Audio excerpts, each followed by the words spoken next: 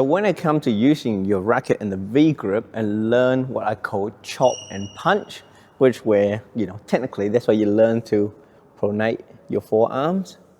To learn to do this on the overhead is actually really hard. So one of my favorite exercises to teach people the benefit of V grip in the chop and punch is when they hit to the right here.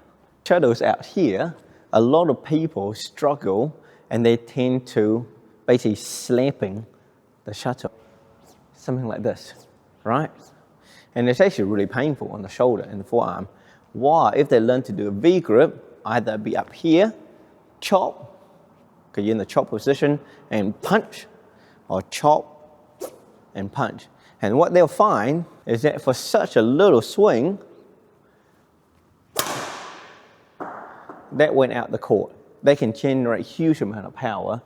Just like, I'm not even doing a backswing at all. I'm not even using my feet or anything. It's just simply learning to squeeze. Obviously, you need to squeeze. But this chop and punch, or in my case, pour the water. Step out and hold like this. So you imagine that's your racket, right? Now I want you to imagine you're holding a bottle of water and you pour the water out. That's what you do. You literally pour the water out, right? So then if you're in your V grip, yeah, right? So you're going to be like this. Yes? Now you literally just pour the water out. That's what you're doing. Pull and pour the water out. Okay, go. Yep. And squeeze when you pour. Yep. So start from back here. The hand will go from here because you're pulling. That's when you can engage your core and go. Yep. Yep. So. This arm, just wrist like this. Yep. That's it. Go.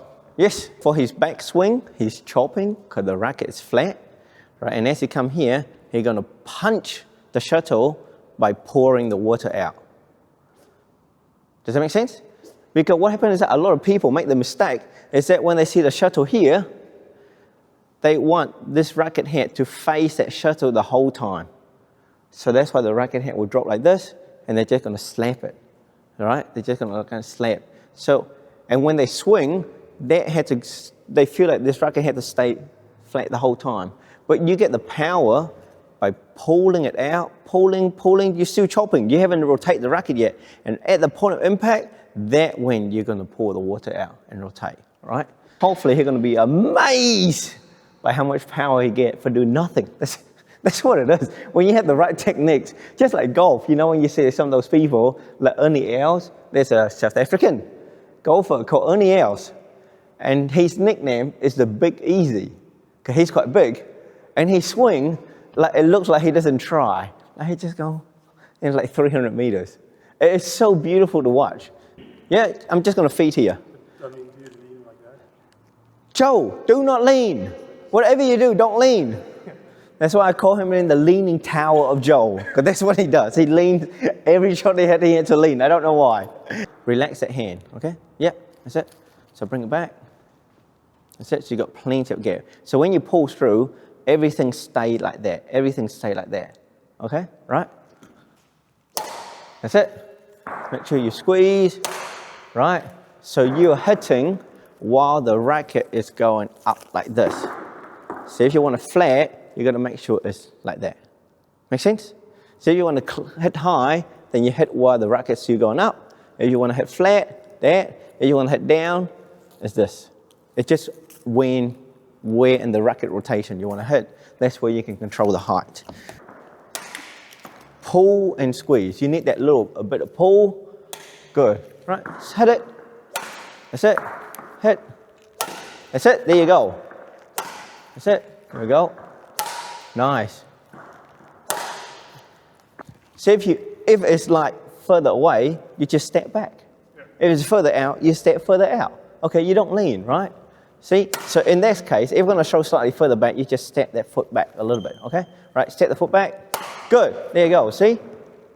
Right, don't lean, don't lean. Can you stop leaning? Can you step further? Yeah. Oh my goodness. Step. Good. You see what happened then? See how he took a bigger step and suddenly his body more upright? So if any of you guys out there that are leaning, Okay, that's one of the big reasons. You're not stepping far enough. It's the same as lunging. If you lunge forward and you go, oh, you're doing this, it's mainly because you haven't stepped far enough. Okay, so step with your right foot. Go, turn. How good was that? So you meant to do it like that? Yes. So that was a great example of why you stay in the V grip. Stay there. So the shuttle was back here. This well behind Joe, and a lot of people will struggle with the shot. So what did he do? He will step back, right? Open up his stance, plenty of gap between you and the shuttle, right? You need to be back here a little bit more, right? So now from here, what is he doing? He's doing a chopping action, right? A lot of people make the mistake is that they hit like this, and they're trying to slap forward. You see? And when you do this, even you're trying to do it, you have no power, right? So even you listen to the swing, can you slap? Go. As hard as you could, right? Now you do the other one. Much more power, right? Remember, almost every shot you do in badminton, in terms of power, my favorite phrase, there's Coach Ben's favorite phrase, chop and punch. Don't talk about forearm pronation or anything like that. They're too technical, right? Only think about chop and punch. You cannot punch a shuttle unless you're prepared to chop first. You'll find that as you come back here and you go, you can slice if you want to as well. Yeah. And that's your slice. Oh, you want to go cross court? To change the grip a little bit, go cross court, right? Yeah. Joe, can you feel the power coming out of it? Yeah.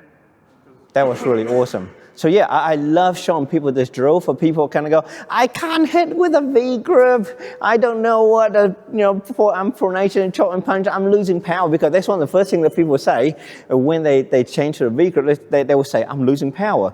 So in terms of overhead, the reason why people are losing power is that if before, when they play with the pen handle, everything is flat. So when they make the contact with the shuttle, the racket's already flat, right?